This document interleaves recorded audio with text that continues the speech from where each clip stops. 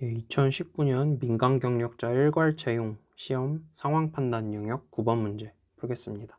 다음 글과 상황을 근거로 판단할 때 옳은 것을 고르라고 합니다. 옳은 것을 고르시면 되고요.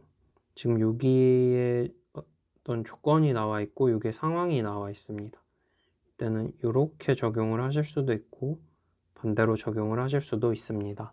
지금 같은 경우는 상황에 빈칸이 있기 때문에 이 방법으로 한번 생각을 해보자 라고 해서 내용을 봤더니만 특별히 빈칸을 채울만한 내용이 보이지 않았습니다. 그래서 그럼 보기를 봐야겠다 라고 하고 보기로 접근을 했습니다. 보기로 접근을 했더니 공교롭게도 이 선지법을 활용하기 딱 좋은, 그래서 선지법을 활용해서 니은부터 한번 확인을 해보겠습니다. 니은은 을에 종업원이 50명인 경우 10만원의 주민세를 납부해야 한답니다. 그래, 종업원 여기에 50이라고 쓰시면 되겠죠? 지금 20에 50이 되었는데요. 10만원을 납부해야 한다고 했으니까 바로 10만원을 확인을 해보겠습니다. 지금 여기는 30에서 50억이니까 해당이 안 되고요. 여기 보시면 10억 초과 30억 이하니까 20억 해당이 되죠? 그리고 종업원 수 100명 초과하는 법인. 근데 저희는 지금 종업원 수가 50명이라고 했으니까 100명을 초과하지 않죠. 100명 미만입니다. 따라서 얘도 아니고 결국 10만원의 주민세를 납부하지는 않을 것입니다. 얼마인지는 모르겠지만 10만원은 아닙니다. 따라서 니은 아니고 얘네 3개를 제끼도록 하겠습니다. 이제 다음으로는 디귿을 확인하셔도 되고 리을을 확인하셔도 되는데 순서대로 디귿부터 확인해 보겠습니다. 병이 납부해야 할 주민세의 최소 금액은 10만원이라고 합니다. 지금 병은 여기 있고요. 자본 금액은 모르지만 종업원 수가 200명입니다. 이번에도 10만원이라고 했으니까 한번 10만원부터 생각을 해보겠습니다. 10만원 여기 있죠. 종업원 수 200명이므로 이 100명을 초과하는 법인, 여기는 100명 이하니까 생각할 필요가 없고요. 100명 초과할 때 자본금이 10억 초과 30억 이하. 그럼 자본금이 30억이 넘어가거나 10억을 초과하면 10만원은 아니겠죠? 일단 이게 맞는지 아닌지는 이 물음표의 값에 따라서 달라지기 때문에 그렇구나 하고 넘어가겠습니다. 여기도 100명 이하는 의미가 없고요. 100명 초과, 100명 초과, 100명 초과.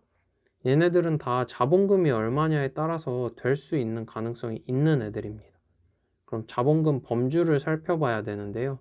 여기는 10에서 30, 여기는 30에서 50, 여기는 50에서 100, 여기는 100 이상.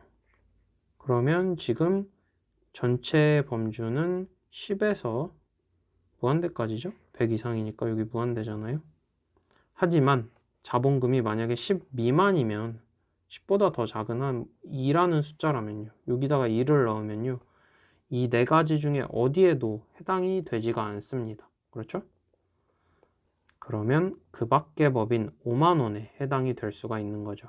따라서 이 병은 5만원을 납부할 수 있는 가능성이 있습니다. 따라서 최소 금액은 10만원이란 얘기는 틀린 말이 되고요. 2번 제끼고 3번이 정답이 9번에 3번이 정답이 됩니다. 다음으로 기억과 리을 확인해 보겠습니다. 갑이 납부해야 할 주민세의 최소 금액은 20만원이랍니다.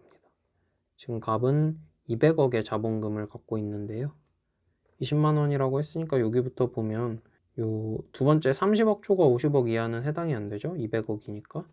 여기 50억 초과하는 법인으로 종업원 수가 100명 이하인 법인에 해당이 되면 요 갑이 납부할 주민세 최소 금액 20만원에 해당이 됩니다.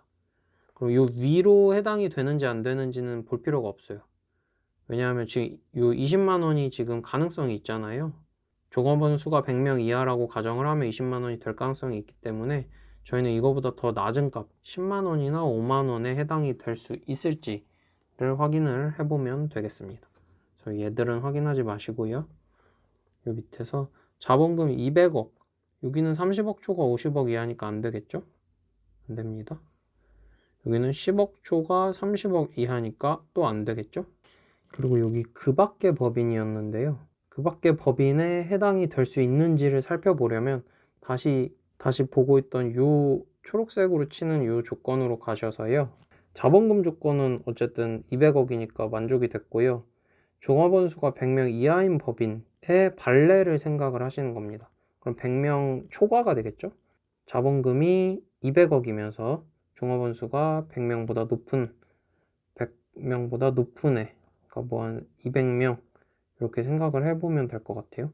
그 경우에 지금 저희가 아까 생각을 안 하고 넘겼던 요 윗부분 있죠?